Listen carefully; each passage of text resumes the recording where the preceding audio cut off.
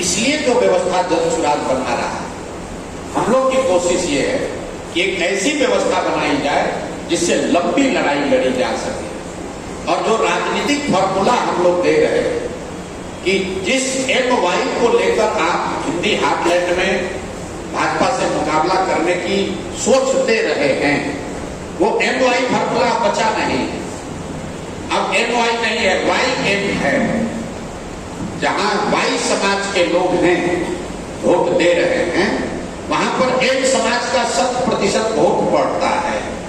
लेकिन जैसे ही M समाज का कोई खड़ा होता है, आधे से ज्यादा Y समाज के लोग भाजपा को वोट दे देते हैं।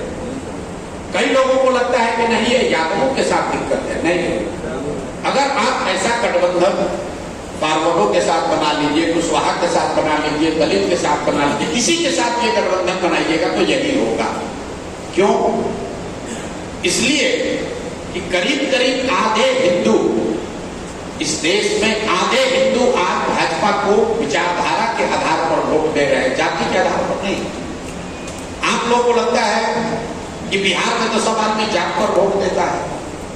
आप मुसलमान होने के नाते जरा अपने आप से सवाल पूछिए कि अगर बिहार में हर हिंदू जाति पर वोट दे रहा है तो मोदी जी को बिहार में वोट दिया किसने?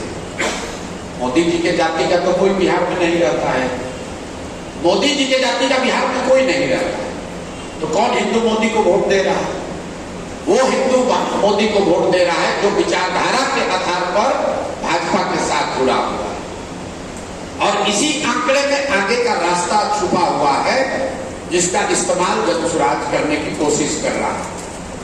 जब भी आपको लगता है कि सारे हिंदू भाजपाई हो गए, तो ये आंकड़ा याद रखिए, 80% हिंदुओं के इस देश में भाजपा को करीब 40% वोट आता है। 36% वोट भाजपा को पिछले चुनाव में आया है। लेकिन चूंकि वो 543 सीटों पर चुनाव नहीं लड़ते हैं, तो कंटेस्टेड सीट में भाजपा को औसतन 40% वोट मिला है। तो 80% हिंदुओं के राष्ट्र में अगर भाजपा को 40% वोट मिला है, इसका मतलब है कि आधे से ज्यादा हिंदू आज भी भाजपा को वोट नहीं दे रहा। ये हम नहीं कह रहे, ये आंकड़ा आपके सामने है। ये आंकड़ा आपके सामने है। आधे से ज्यादा हिंदू आज भी भाजपा को वोट नहीं दे रहा। अब आपको ये पहचानना है कि ये कौन हिंदू हैं जो भाजपा को वोट नहीं दे रहे। आप उसको समझ रहे हैं कि यादव है, कि कुशवाहा है, कि ब्राह्मण है, कि दलित है। आपको ये देखना है कि ये हिंदू कौन है। ये हमारी अपनी समझ है कि ये 4 विचारधारा के मानने वाले हिंदू हैं जो आज भाजपा से इत्तेफाक नहीं रखते हैं, भाजपा को वोट नहीं देते। जो गांधी को मानने वाला हिंदू है, वो किसी भी जाति का हिंदू है, वो भाजपा को वोट नहीं देता।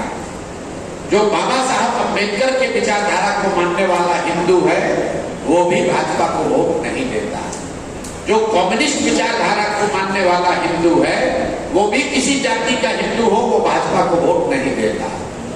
और जो लोहिया जयप्रकाश की समाजवाद को मानने वाले हिंदू हैं, वो भी किसी जाति के हिंदू हो, वो भाजपा को वोट नहीं देते।